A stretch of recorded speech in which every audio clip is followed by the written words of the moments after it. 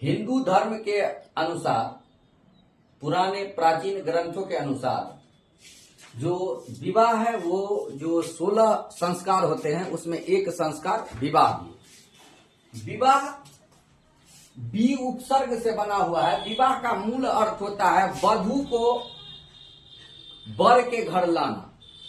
का जो अर्थ है दो आत्माओं का मिलन होता है, पारिवारिक जिंदगी में उसको रहने का मौका मिलता है और उनसे दो बच्चे उत्पन्न होते हैं, वो वैध माने जाते हैं। विवाह इसी को कहा जाता है। विवाह हिंदू धर्म के अनुसार सबसे पहले विवाह जो हुआ था पृथ्वी पे वो मनु और शतरूपा का, और ब्रह्मांड में सबसे पहले शादी जिनका हुआ वो है शिव और पार्वती।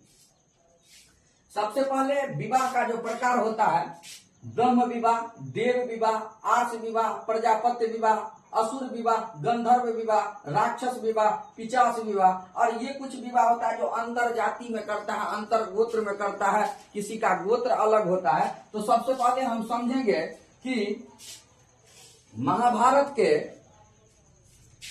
102वें अध्याय के, महाभारत के 102वें अध्याय में 11 से 17 तक का जो श्लोक है उसमें जो है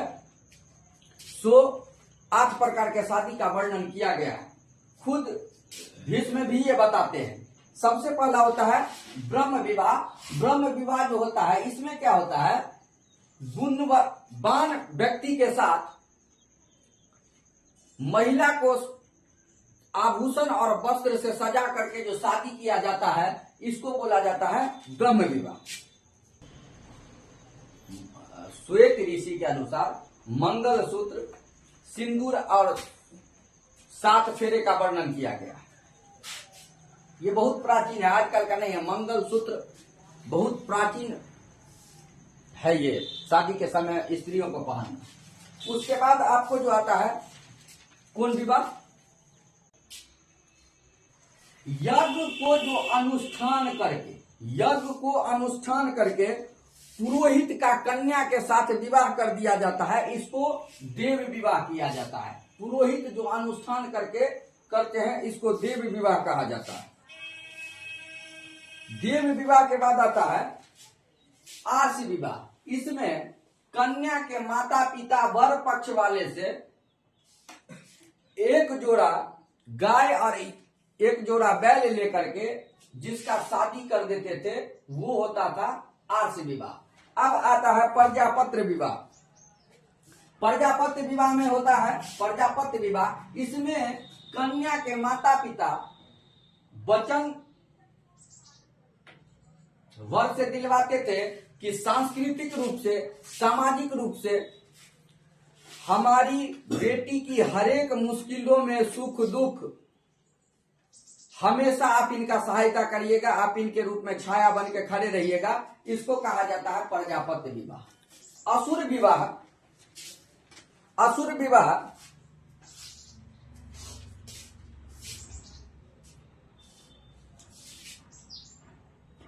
कन्या के माता पिता वर पक्ष से कुछ संपत्ति लेकर अगर कन्या का शादी करते हैं उसको आप कौन विवाह कहेंगे, तो उसको असुर विवाह कहा जाता है। अभी असुर विवाह में बहुत सारे गार्जियन फंस जाते हैं और असुर विवाह होता है। असुर विवाह का कारण क्या होता है, लड़का को मेंटलिटी को नहीं समझ पाते और न लड़की की मेंटलिटी को समझ पाते हैं। उसका कारण क्या होता है कि शादी से पहले आजकल की लड़की सब फोने पर जो है सो समोसा लेके आना, जो बुर्बक लड़का रहता है वो लेके पहुंचता है, कपड़ा खरीद देना, मॉल में घुमाना, फ्लाइट से घुमा देना, यहाँ का यात्रा करवा देना, वहां का टैक्स, ठीक है जैसे हो, पिताजी का पैसा लुटा करके लड़की को खुश कर देता है। वो जॉब में तो रहता नहीं है। और उसके बाद क्या होता है कि लड़की के माता पिता को भी जरूरत पड़ जाता है तो कुछ पैसा दे देता है लड़का। इससे लड़की के माता पिता समझते हैं क्या लड़का बहुत अच्छा है, जिससे शादी से पहले लड़का से संपत्ति ले लेते हैं, कुछ भी दिया हो। वैसा विवाह अगर उसके बाद अब अपनी बेटी से शादी कर देते हैं उस लड़का को, तो इसको असुर विवाह कहा जाता है। गंधर्व विवाह जो होता है इसको कहा जाता है गंधर्व विवाह। वाह वाह, क्या बात है, गंधर्व विवाह। और गंधर्व विवाह अभी को इसको बोलते हैं हम लोग लव मैरिज। पुरुष और स्त्री, लड़का और लड़की जब एक दूसरे से आकर्षित होकर शादी कर लेती है, इसको लव मैरिज कहा जाता है, उसी को बोला जाता है गंधर्व विवाह। अभी 60% होता है। अब हमको ये बात नहीं होगा, जो फोन पर बात करेगा तो बोलेगा कि दिल से तुमको मानते हैं। अब इस बकलोल, ये दिल क्या हुआ? कोई चीज में दिल से मुबारकबाद देते हैं, ये दिल का कोई कॉन्सेप्ट नहीं है जो ये होता है। ऐसा कहीं चिन्ह बॉडी में है भैया? नहीं है। ये फालतू का बकलोलिया सब जाती है दिल से, तो छोरा सब मूर्ख रहता है, वो सब भी कहता हाँ दिल से, तब जो है तो ये सौरभ के जैसा हत्या करवाओ। मुस्कान बैठी हुई है, साहिल बैठा हुआ है, दे सौरभ भाई, तो ई वाला दिल पे नहीं जाओ। दिल को ऐसे देखो, यूट्यूब पे ही देख लो जो दिल कैसे धड़कता है, तो लगेगा बाप रे बाप, डर लगने लगता है। इस साला दिल से, अरे कौन से। अगला है गंधर्व विवाह लव मैरिज। लव मैरिज अभी 60% होता है।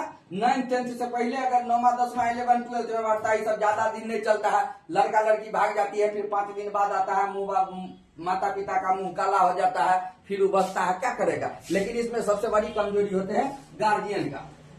जितना छूट दीजिएगा बच्चा उतना आगे जाएगा, उसको बचपन से ही सिखाते रहिए। अगला विवाह होता है आपको राक्षस विवाह। राक्षस विवाह लड़कियों को बलपूर्वक हरण करके शादी करना, इसको बोलते हैं। भीष्म पितामह ने भी विचित्र वीर के लिए अंबा और अंबालिका को जो है सो लाए हुए थे बलपूर्वक, इसीलिए भीष्म पितामह को श्राप भी पड़ा हुआ था। ठीक है, तो अंबा अंबालिका का जो शादी हुआ था वो एज ए राक्षस विवाह के अंतर्गत विचित्र वीर से हुआ था। पिचास विवाह होता है अचेत लड़की, मदमस्त लड़की, कोई ऐसा है जिसको समझदार उतना नहीं है, उसके साथ जो है सो अत्याचार करके विवाह पर मजबूर कर देता है, उसको पिचास विवाह कहते हैं। अब है अंतर विवाह। अब क्या होता है, एक समुदाय एक जाति में लोग साथ अंत विवाह, और अंत विवाह एक समुदाय एक जाति के लोग एक ही जगह पर जो शादी करते हैं। बही विवाह जो गोत्र से बाहर करते हैं शादी। बहुपत्नी प्रथा, बहुत सारे मौर्य अशोक, ये सब बहुपत्नी प्रथा, जो एक पुरुष बहुत सारा पत्नी रख सकता है। बहुपति प्रथा, एक पत्नी बहुत सारे पति रख सकते हैं, जैसे पंचाली, तो ये सब चलता था। तो आपको ये समझना होगा कि अभी तो सबसे ज्यादा प्रचलित इसमें से कौन विवाह है? तो गंधर्व विवाह, गंधर्व विवाह। लेकिन इसमें जो पड़ गया उसका लाइफ चौपट है। अब 100 आदमी है भाई, 2 आदमी सफल हो जाता है। तो इसीलिए अभी भी शादी जो है, कोई कितना भी प्रवचन दे दे, या तो 22-25 उम्र हो गया है, एक मैच्योर एज में है तो कर सकते हैं, और नहीं अगर अनमैच्योर में ऐसा होता है 9th 10th इंटर, जब आपकी मैच्योरिटी नहीं पूर्ति है, तो आप समझिए जो ये ज्यादा दिन तक रिश्ता नहीं, रिश्ता को तो शर्मसार कर दिया है। हमारे शादी का मतलब है कि हर बंधन को हर एक परिस्थिति में स्त्री पुरुष का संयोग से झगड़ा होता है, आपस में कोई बात नहीं है, फिर मिलना। अब ये है कि शादी के कारण पहले से जो है सो बॉयफ्रेंड है, उसके चक्कर में पड़े हुए हैं, बेचारा वो कमा के बाहर से भेज रहा है, यहाँ पे फुटानी कर रही है, तो ये सब हो गया ना कि ये पूरा जो भ्रष्ट युग इसको कहा जाए। इसीलिए कुछ भूतनी पिचासनी डैनी जोगिन सब मिल जाती है, क्या करोगे, इसीलिए कहते हैं बाय बाय लव मैरिज से बाय बाय।